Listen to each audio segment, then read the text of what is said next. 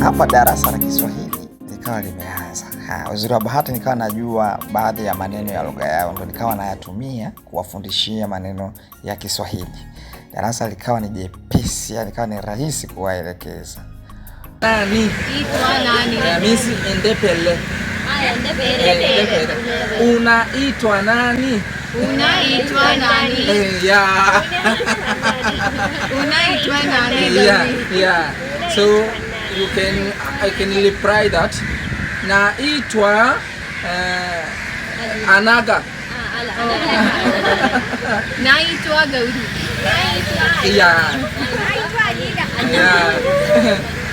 Yes. Yeah. Another common way that you can learn. Unatoka wapi? Wapi? Unatoka wapi? Yeah.